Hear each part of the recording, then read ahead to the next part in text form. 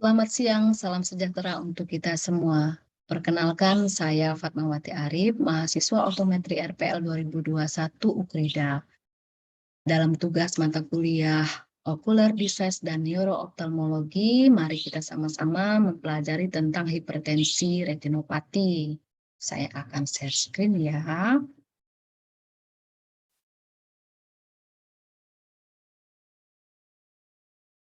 Baik, untuk yang pertama kita akan sama-sama mempelajari tentang definisi dari hipertensi retinopati itu sendiri. Hipertensi retinopati adalah kerusakan pada retina dan pembuluh darah di sekitar retina yang disebabkan oleh tekanan darah tinggi atau hipertensi. Hipertensi bisa membuat pembuluh darah di retina menebal. Penebalan itu memicu penyempitan pembuluh yang kemudian menghambat darah mengalir ke retina. Akhirnya, fungsi retina terganggu dan menimbulkan gangguan penglihatan. Kemudian yang kedua, kita akan mempelajari tentang klasifikasi dari hipertensi retinopati. Klasifikasinya dibagi menjadi tiga, yaitu CHI, berdasarkan perubahan hipertensif dan arteriosklerotik. Dibagi menjadi 4 stadium ya. Stadium yang pertama terjadi penyempitan setempat pembuluh arterial. Stadium yang kedua terjadi penyempitan arterial dengan irregularitas fokal disertai perubahan refleks cahaya. Dan stadium yang ketiga, stadium 2 disertai kaperwiring, terbentuk eksudat dan perdarahan retina akibat tekanan darah diastol di atas 120 mmHg. Nah, di sini kadang-kadang muncul keluhan penglihatan mulai berkurang. Nah, stadium 4, stadium 3 disertai silver wiring dan papil edema. Pada stadium ini terdapat keluhan penglihatan menurun dan tekanan darah diastol umumnya lebih dari 150 mmHg. Untuk klasifikasi yang kedua, dari Wong dan Michel, dibagi menjadi tiga, yaitu yang pertama retinopati ringan, mild retinopati, yang kedua retinopati sedang, moderate retinopati, yang ketiga retinopati berat, severe retinopati. Untuk klasifikasi yang ketiga yaitu dari Cat Wegener. Nah, untuk dari klasifikasi dari Cat Wegener ini dibagi menjadi 4 grade ya. Grade pertama ditandai dengan penyempitan arteri di bagian retina yang ringan. Pada kondisi ini umumnya seseorang belum merasakan gejala apapun. Nah, untuk grade kedua adanya penyempitan arteri retina yang lebih parah disertai dengan tekanan darah yang lebih tinggi. Dan untuk grade yang ketiga, ditandai dengan adanya bercak, perdarahan, dan pembekakan pada retina. Pada kondisi ini, tekanan darah lebih tinggi dan umumnya sudah ada gejala yang muncul seperti sakit kepala. Pada grade yang keempat, skala ini umumnya sama dengan grade 3, tapi dengan kondisi yang lebih parah. Pada kondisi ini sudah ada pembekakan saraf optik dan makula. Pembekakan itu menyebabkan penurunan penglihatan. Ini adalah gambaran dari klasifikasi Cat Wegener ya. Ini grade 1 pada A, B grade 2, C grade 3, dan D grade 4. Nah, kemudian setelah klasifikasi, kita akan mempelajari tentang faktor resiko.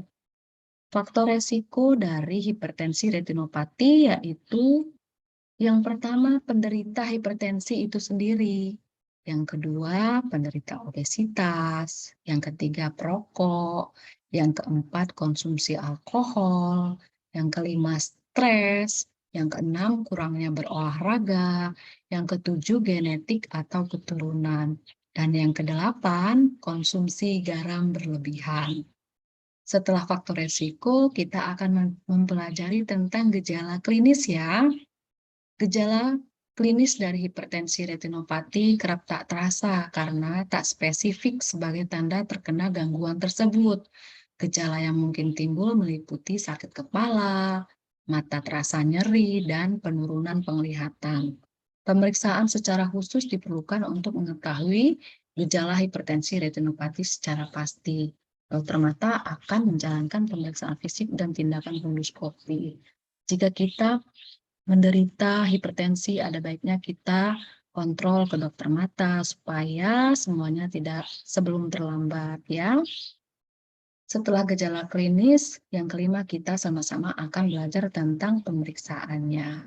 Ada 3 metode pemeriksaan pada hipertensi retinopati.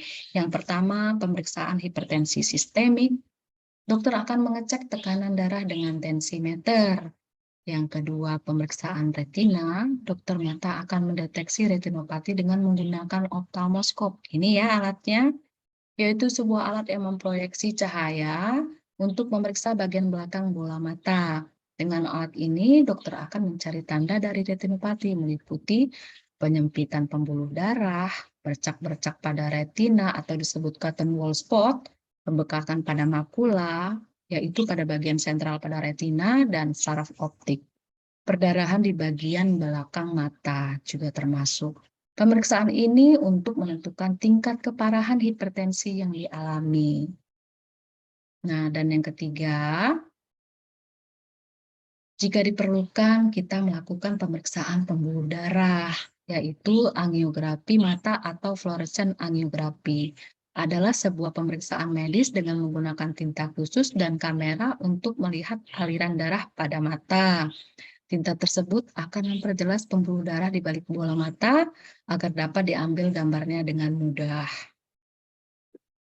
Setelah pemeriksaan, kita akan sama-sama mempelajari tentang alternatif pengobatan secara umum. Nah, yang pertama difokuskan pada upaya penurunan dan pengendalian tekanan darah hingga di bawah 140/90 mmHg. Yang kedua, perubahan gaya hidup dengan berolahraga teratur, mengurangi konsumsi garam, banyak mengkonsumsi buah dan sayur, menjauhi rokok dan alkohol, cukup istirahat, serta mengelola stres dengan baik. Tentunya ini sangat berpengaruh dengan faktor risiko yang di poin ketiga yang sudah saya jelaskan tadi ya. Dan yang ketiga dengan bantuan obat-obatan. Dokter sering meresepkan obat diuretik yang berfungsi membuang kandungan garam berlebih dalam tubuh lewat urin. Obat lainnya adalah penghambat beta atau beta blocker, misalnya atenolol, esmolol, betasolol, biosprolol, dan metoprolol. Ada pula obat angiotensin converting enzyme AC inhibitor. Obat ini bekerja menurunkan tekanan darah dengan cara melemaskan pembuluh darah sehingga mencegah penyempitan. Baik, demikianlah presentasi dari saya tentang hipertensi retinopati. Semoga bermanfaat. Salam sehat untuk kita semua.